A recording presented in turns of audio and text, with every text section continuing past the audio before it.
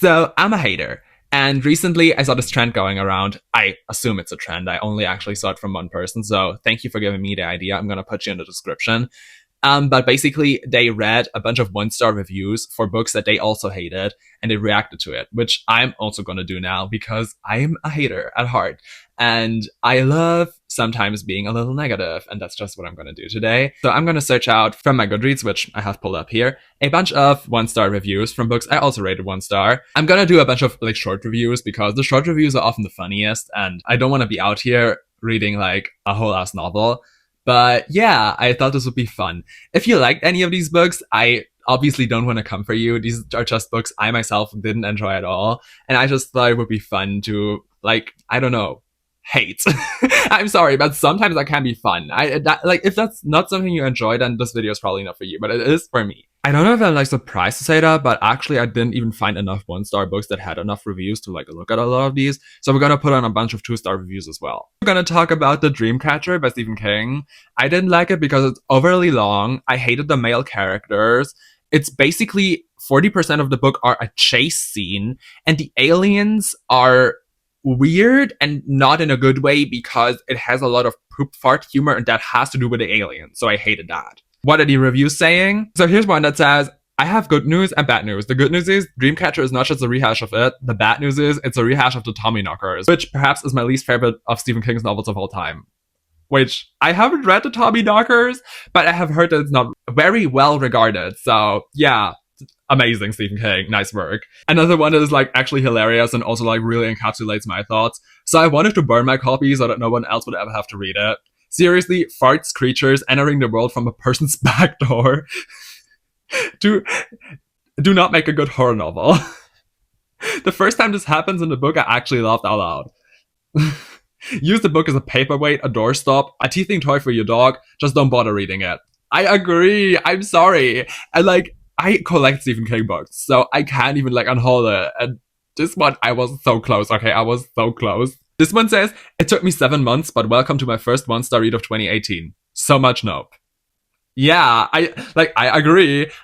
Honestly, I don't even know why I gave this 2 stars. I know with a lot of the books, I don't know why I gave them 2 or even 3 stars. Sometimes I honestly like hate them so much, like sometimes. But yeah, like, I agree. Okay, I won't even read this one because it's probably like very long, but like even Sadie Hartman, like Mother Horror. I've never ever like actually seen her give a bad review, but like, even she gave this 1 star. She DNF'd it. I'm sorry, but like, Stephen King, you really did something wrong here, okay? Like, seriously. So the next thing we're gonna talk about is I Know What You Did Last Summer by Lois Duncan, which I gave 2 stars, but we're gonna see what the people that really hated it are gonna be saying about it. This one says, there's a lot of issues with this book that made me cringe, especially after finding out that Lois Duncan actually went in and updated some of the story, but didn't update the scenes that really could have used some updating. Also, it's boring, and all of the characters were horrible. I said what I said. Like, I agree! I also didn't know that she went back and updated some of it, but she literally only put in cell phones into some of the scenes.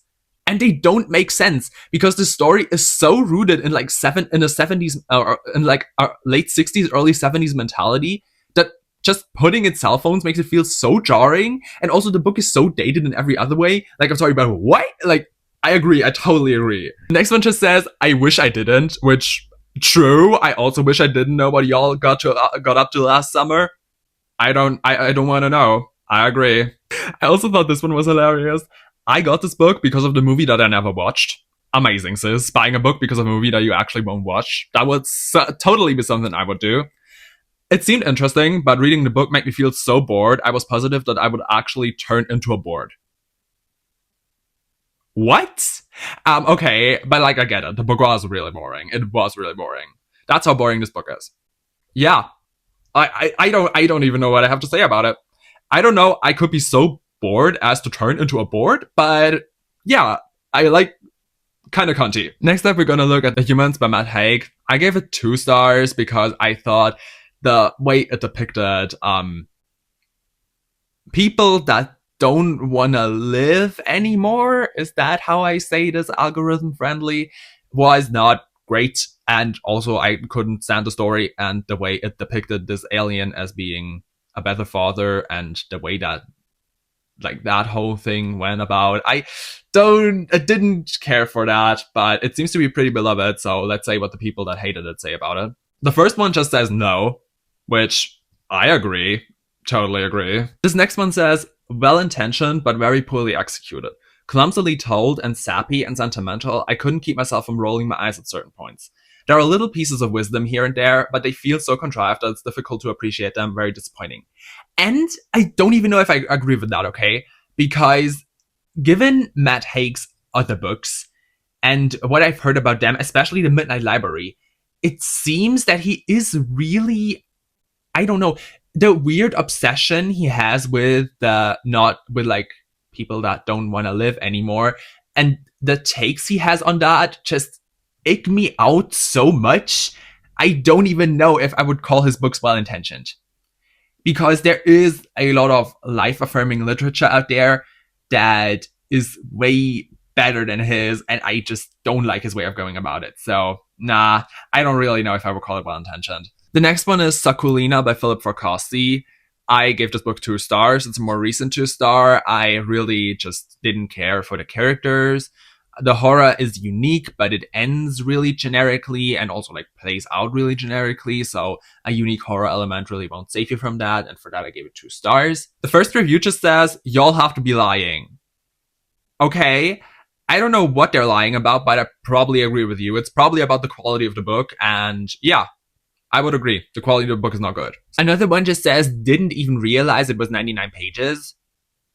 Okay, given that you gave it 1 star, I would probably say it still felt dragged out. I would agree. I mean, the only saving grace of this book is how short it is. But when you read it, you kind of really don't feel that it is short. So, another one I agree with. And we're also going to talk about Home Before Dark by Riley Sager. I gave it 2 stars because it was boring. I didn't care about the characters. They were cliche. There were twists that didn't make sense. This first one I sought out says, this book was awful. It was not scary or creepy. It was just repetitive and boring. Why is this cast as horror? I would agree. It is repetitive and boring. And I would also agree with the horror thing, because people seem to not be sure, especially in Riley Sager's earlier days, if he was a horror or a thriller author. And having read that book, it was so clearly a thriller. But people say that this is his most horror book. So why? If Home Before Dark is his most horror book, then why is there any question if he's a thriller or horror author? Because it's so clearly a thriller. I really don't know. This one says, this is a 384 pages Goosebumps book disguised as an adult thriller. I agree. Nothing in this book that happens is like remotely making sense or actually shocking to anybody who made it past the age of 9. So yeah, totally agree with this one. So the last one we're going to talk about is The Nesting by C.J. Cooke. I didn't like this because this is a domestic thriller masquerading as a piece of gothic horror, which isn't a wonder because its author previously wrote thrillers, and this book was originally marketed as a thriller, but its new covers seem to have made it up to be a gothic horror novel, which it totally isn't. Yeah, hate that. 2 stars. What are the other people saying about it? Well, I have this first review here that is, I can't believe I wasted 3 days in this travesty. There's absolutely nothing thrilling about this thriller, so they probably read it when it was still marketed as a thriller. Good for them, because I wouldn't have even picked it up if it was a thriller. There's no continuity, no suspense, no big reveal. I would agree. Honestly, the sheer number of plot holes in this book is mind-boggling. Yes!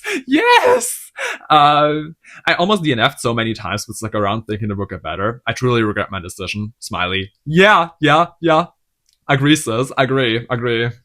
This one is hilarious. This one is a DNF. The only thing I care about in this entire novel is the toaster she stole at the beginning. What happened to that? Okay. Like, I somewhat remember her stealing a toaster, but yeah, you definitely are right. That won't ever be brought up again. But so I don't know, but definitely going to you for DNF and that. Here's one calling it a waste of time, which I can nothing say more about. Yeah, it is a waste of time. And there's also one that says, the reason I didn't like this book is I felt no connection to the characters, and there was too many mentions of drugs every couple of pages, which, yeah, also agree, because there's a lot of talk about that, and it's basically, if you liked Hidden Pictures, then you could probably pick up this book in the way that it absolutely hates like addicts and doesn't give them any grace whatsoever. So if you don't like addicts, maybe pick up one of those books. Anyway, I think I'm gonna stop here because I hate reading out loud and this made my throat really dry, and I also still have to study for a test that I have tomorrow, which I actually really kind of gave up on. But anyway, I still have to try, at least. I hope I didn't upset you with this video and didn't like talk about a book you liked. And if you have any favorite negative reviews of books, because sometimes they are just really hilarious, then I'd love if you left them in the comments. And also like tell me what you thought about this video and maybe watch one of my others. I hope I see you in another one. Bye!